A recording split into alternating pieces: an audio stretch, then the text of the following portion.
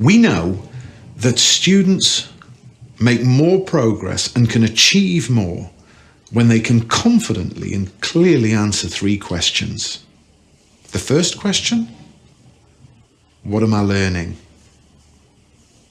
The second question, where am I in relation to my learning goal? And the third question, what are my next steps? I can't think of a better way for students to really be able to answer those questions if they've set them for themselves. Self-directed learning.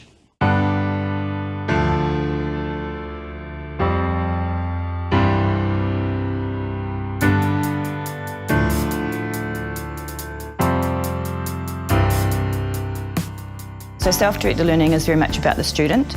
It's about what their needs are, it's about where their learning is at, it's about guiding them, directing them, supporting them and pushing them to the ability that they have. Collaborative learning in the modern classroom is important because students need to feel as though they're the centre of the learning and teaching that takes place. They work together, they work well together, they learn from each other. So the transition from the traditional classroom where you have the teacher dictating or determining the lesson and the structure of the classroom has changed dramatically, particularly in the last 2 years, where technology has made it possible for us to incorporate lots of other means of educating the students. So by that I mean that no longer is the teacher the head of the classroom. So when I first started teaching a long time ago, I was in a classroom with desks and it was very prescribed by the teacher. There was no differentiation. It was students were pretty much in one big group in some situations, and in some ways we taught to a test.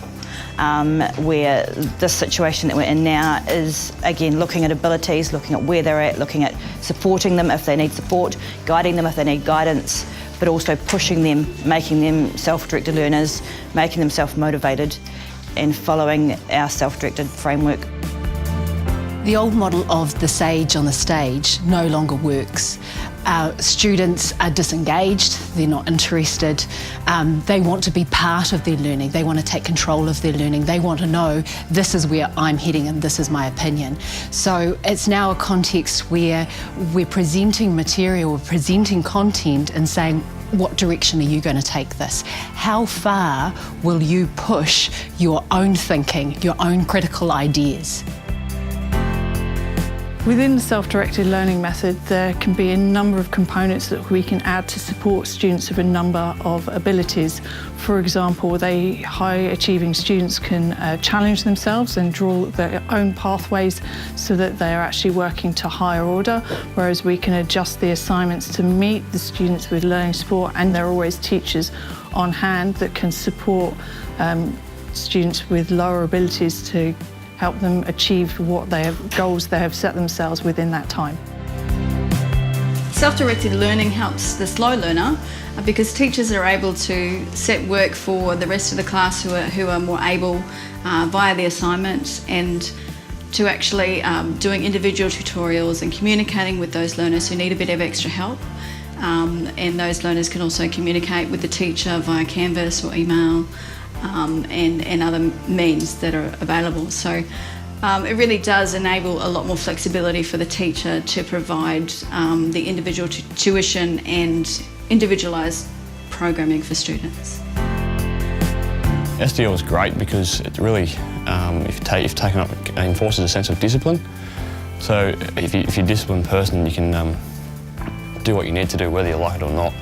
That's seriously valuable when doing a tertiary course such as a CAP course, which is not necessarily going towards your end of year score, but is actually benefiting you as a person. And once you're out of school, of course, you have to find time to continue that. So discipline is essential, which is an attribute that SDL teaches you very well.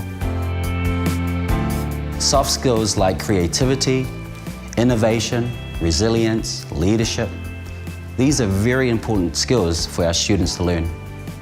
And the Learning Centre and self-directed learning really encourages them and gives them the space to develop these skills.